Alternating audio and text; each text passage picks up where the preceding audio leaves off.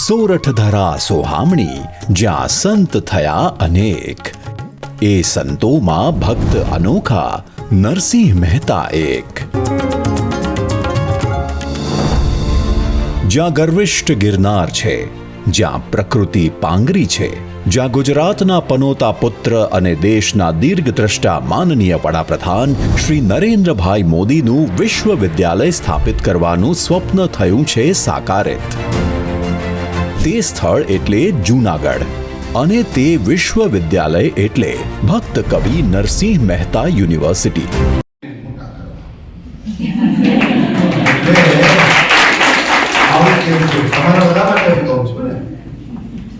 એક માટે, કારણ કે તમે મારા માટે સૌથી પ્રિય કોઈ યુનિવર્સિટીમાં છે તો મારા બાળક એટલે મારો વિદ્યાર્થી. અંગ્રેજીના અમારા વિદ્યાર્થી કેટલા છે? અંગ્રેજીના વિદ્યાર્થી ઘણા બધા છે. પ્લીઝ એની અંદર અત્યારે સમજાણું છે કે આ દુનિયાની અંદર જેટલા બાળક છે બધા તમારા છે. એવું વ્યવહાર, એવું આચરણ, એવો ભાવ, એવો સદભાવ એની સાથે રાખવું જોઈએ. કારણ કે અમારા બાળક બે બાળક છે, એક બાયોલોજીકલ બાળક અને એક એકેડેમિક બાળક. અને તમને સૌથી વધુ કોઈ પ્રેમ કરતું હોય તો એકેડેમિક બાળક જ કરે છે. તમારો બાયોલોજીકલ બાળક તો કહે કે હમણાં તમારા પપ્પા કંઈ બોલવાનું નથી. This is the new generation. અને અત્યારે તો જેનજીનો જમાનો છે. જેનજીમાં કંઈ પણ કરો એ સહ્ય છે.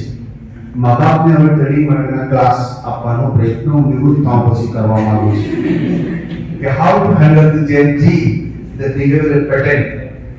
એમાં તમારે દુઃખ કઈ લગાડવું જોઈએ, લાંબુ ચૂકવું હોય તો. કારણ કે આ કરે છે એના કરતા પણ વધુ હજી આગળ વધીને કંઈક કરવા માંગે છે. એને શું જોઈએ છે? સ્વતંત્રતા.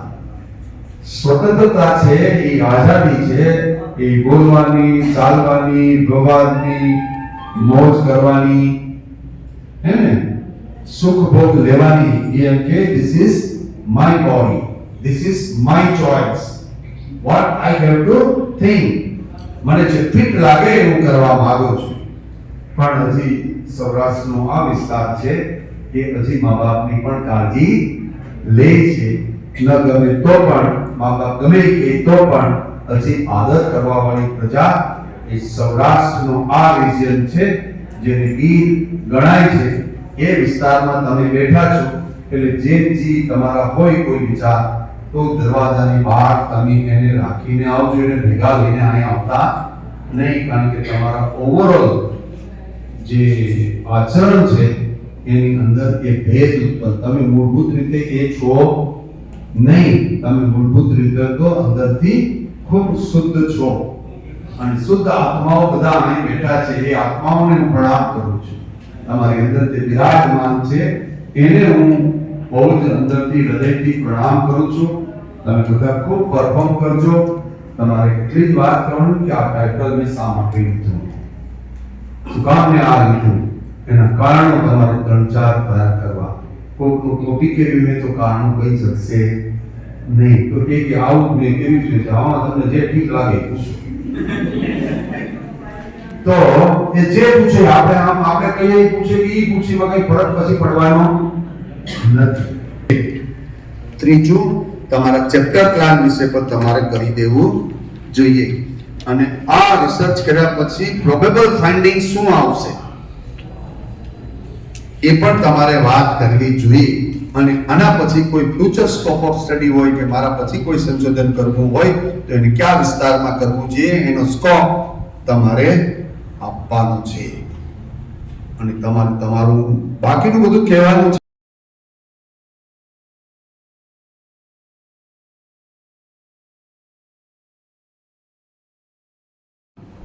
હું માનવ છું, આનાથી વિશેષ આપણો કોઈ ધર્મ છે જ નહીં. એ તો ઊભું કરેલી બધી નાની નાની વ્યવસ્થાઓ છે. એ વ્યવસ્થાઓ છે, કુટુંબની વ્યવસ્થાઓ છે, સમાજની વ્યવસ્થા છે. એને કારણે આખી વસ્તી એ નિયંત્રણની અંદર ચાલે છે. પણ એમાં તમને કંઈ લાગે ઠીક ન લાગતું કે સાહેબ એના કરતા કારણ કે કોઈને ખરાબ પાછું લાગી જાય એટલે આપણે ખરાબ પર ન લાગે એ જોવાનું છે. તમે બધા પ્રસારથી છો. આ 30% 70% એ અમે કરશું. 30% મૂલ્યાંકન છે આવી ગયા પછી અમે એને એડ કરશું. ક્લાસ તમને જે 100 માર્કના આપ્યા હતા એમાંથી 70, માનો કે કોઈને 70 આવ્યા છે 100 માંથી, તો એના 70% એટલે 49, 77 into 49, અને આ 30 માંથી તમને 20 આવ્યા તો 49 અને 20 એટલે ટોટલ 70, 69. તો 69 માં જો તમે મેરિટમાં આવતા હોય એમાં અમે કેટેગરી પર જોવાની છે, તમારું 200 નું રોસ્ટર પણ અમે યુઝ કરવાનું છે.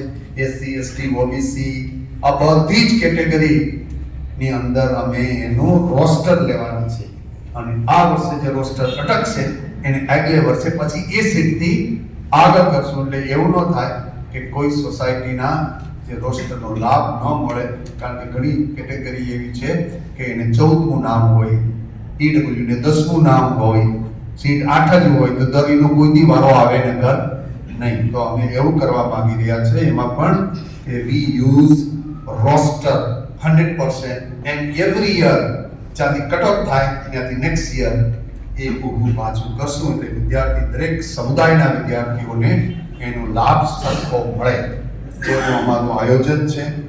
અમે એમાં જે કંઈ કાયદામાં જે કંઈ નિયમો છે એનું પાલન કરવા માંગીએ છીએ. તમે બધા શાંત રહેજો. તમને મુશ્કેલી પડે તો મારી ઓફિસ પ્રતાપસિંહ ચૌહાણ લખેલી ઓફિસ વાઇસ ચાન્સલરની બાજુમાં છે. અન્યાય થાય તો પણ તમારે સૌમ્યતાથી આપણી વાત મૂકીએ, એ દ્રઢતાથી મૂકીએ, પણ સમજ અને વિવેક ન ગુમાવીએ. જ્ઞાન એટલે શું? જ્ઞાન એટલે જેની પાસે સમજ છે અને વિવેક છે એ જ જ્ઞાની છે.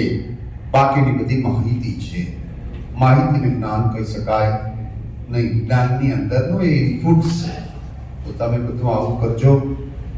તમને ડેટા માંગે તો ડેટા ક્યાંથી લેવાના છે તો કહેજો. પ્રોબેબલ આવું વિચાર્યું છે, ભાઈ તમે જેમ સલાહ આપો એમ કરીશ, હે ને? તો એને સારું લાગે.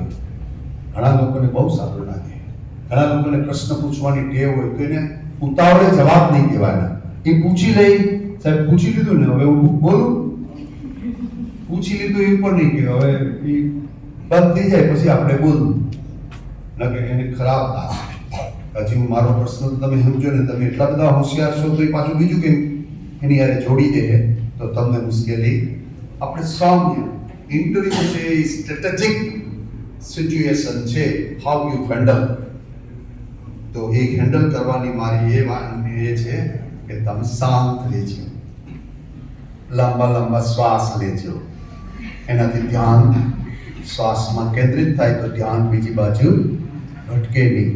તમારે બીજાને જોવાની દ્રષ્ટિ નહીં રાખવાની, અંદર અંતર્મુખ થઈને પોતાને જોવાનું રાખવું. જે પોતાને જોઈ છે એ સ્વરૂપ બોધ વહેલો પ્રાપ્ત કરે છે. જે સતત બીજાને જોઈ છે એને કશું જ મળતું નથી અને પોતાના ઉપર દ્રષ્ટિ જતી નથી. તમે બધાને મારી ખૂબ ખૂબ હૃદયપૂર્વકની શુભકામનાઓ છે. તમે આમાંથી મેક્સિમમ લોકો એ આ યુનિવર્સિટીમાંથી PhD કરો. સૌથી ઓછામાં ઓછી ફી છે ગુજરાતમાં એ આ યુનિવર્સિટીની છે. તો એનો લાભ લઈને મેક્સિમમ અહીંયા બેઠા છે એમાં પણ 60-70% બહેનો છે, 30-40%માં બિચારા માઇનોરિટી હાંસિયામાં ધીરે ધીરે જતા જાય છે. મને એની પર ચિંતા છે. સમરસતા એટલે જાતિની એકલી નહીં, આ સમરસતાની ખૂબ જરૂર છે કે હવે ધીરે ધીરે એ જાતે જાતે ઘટતા જાય છે. એની કોઈ દવા નથી મારી પાસે, પણ એના માટેની પણ સમાજ વ્યવસ્થા જોવી પડે. આપ સૌને ખૂબ ખૂબ શુભકામના પાઠવી મારી વાણીને વિરામ આપું છું. આપ સૌને ફરી વખત ખૂબ ખૂબ શુભકામના. એક્સપર્ટને ખૂબ ખૂબ શુભકામના પાઠવું છું. એ બરોબર તમે જોજો બાળકોનું. હે સારું, આવો હવે ક્યાંય કોઈ બાકી